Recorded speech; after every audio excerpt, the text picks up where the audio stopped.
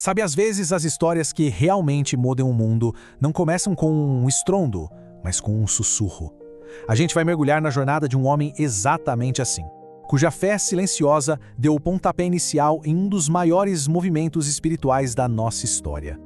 Quando a gente pensa em um herói, o que vem na cabeça? Palcos enormes, discursos que arrepiam multidões, né? Mas aí a gente olha para a figura de Daniel Berg e essa imagem se quebra por completo.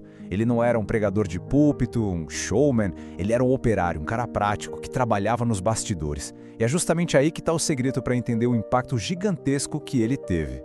Para entender o tamanho do legado, a gente precisa primeiro conhecer o homem. E a história dele começa de um jeito, olha, bem comum, bem pé no chão. Daniel Berg nasceu lá na Suécia, em 1884. Ele não tinha faculdade de teologia, não era líder de uma igreja famosa, não buscava os holofotes. Ele era um operário, um homem de mãos calejadas, sabe? A convicção mais forte dele era que a ação de Deus não dependia do talento da pessoa ou de um palco iluminado, mas de algo bem mais simples e, ao mesmo tempo, muito mais difícil: a obediência. E foi essa certeza que o preparou para o momento que ia definir não só a vida dele, mas a de milhões de outras pessoas. Para Berg, fé não era só uma ideia na cabeça ou um conjunto de regras para aceitar. Era ação. Era a resposta de dizer sim para uma direção divina, especialmente quando essa direção parecia completamente ilógica para todo mundo. E isso leva a gente a uma pergunta central. O que move uma pessoa a largar tudo, casa, trabalho, segurança, para seguir uma voz que a leva para um destino totalmente desconhecido? A resposta para Daniel Berg veio em uma única palavra, que ele ouviu no meio de uma reunião de oração. Um nome estranho, distante: Pará. Um lugar que pouquíssima gente na Suécia fazia ideia de onde ficava, e menos gente ainda queria ir. Não era um centro famoso da Europa, não era uma capital importante, era o Pará. A reação do Berg a esse chamado não foi de dúvida, de fazer um planejamento cuidadoso, não, foi imediata e total. A resposta foi assim, quase que num piscar de olhos. Ele ouve o chamado, vende tudo o que tem, e junto com o companheiro dele, Gunnar Wingren, ele parte. Em 1910, os dois desembarcam no Brasil. Simplesmente não existia um plano B. E aqui a gente entende o tamanho do risco. Eles chegaram em Belém do Pará sem falar uma palavra de português, sem conhecer uma única pessoa, sem o apoio de uma grande organização por trás. Eles não tinham estrutura, não tinham dinheiro garantido, não tinham nem passagem de volta. A única coisa que eles tinham era uma convicção. O que acontece a seguir redefine a nossa ideia de milagre. Não se trata de um grande evento espetacular, mas de algo muito mais profundo que dura.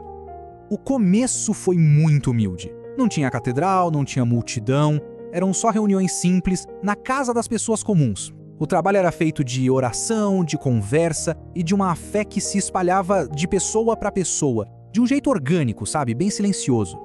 O grande milagre na história de Daniel Berg talvez não tenha sido uma cura ou um evento isolado, mas a própria permanência. A capacidade de continuar, dia após dia, no meio de todas as dificuldades. Uma espécie de teimosia santa. Enquanto outros podiam brilhar no púlpito, o papel do Berg era outro. Ele era a força que dava estabilidade. Era ele quem organizava, quem sustentava e, acima de tudo, quem permanecia ali. Ele era a âncora que garantia que aquela pequena chama não se apagasse.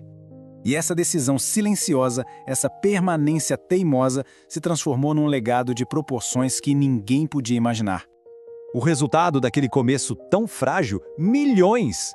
Hoje, a Assembleia de Deus, que nasceu daquelas pequenas reuniões em Belém, é uma das maiores denominações evangélicas do mundo.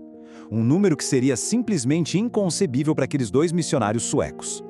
E o contraste é poderoso. Essa realidade de milhões de pessoas começou com um único sim. Uma decisão quieta, tomada lá num quartinho de oração na Suécia. E não dá pra gente esquecer. Tudo isso floresceu no lugar mais improvável. Um destino que não estava no mapa de ninguém, mas que estava no centro do chamado que ele ouviu. Então, o que fica da história de Daniel Berg? Ficam algumas verdades bem fundamentais. Que pessoas comuns podem ser usadas para fazer coisas extraordinárias. Que a obediência a um chamado pode ser muito mais poderosa que qualquer talento natural. E que a fé de verdade pode crescer e florescer sem grandes estruturas, de forma espontânea. Daniel Berg morreu sem testemunhar a dimensão completa do que ele ajudou a plantar. E isso talvez seja a parte mais poética da história dele. Ele não estava ali para os aplausos finais. O papel dele era garantir que a história tivesse um começo. E isso deixa a gente com uma reflexão. Numa cultura que valoriza tanto o talento, a visibilidade, o resultado imediato, a vida de Daniel Berg nos faz perguntar: e se os maiores legados não nascem do brilho, mas da simples e corajosa obediência?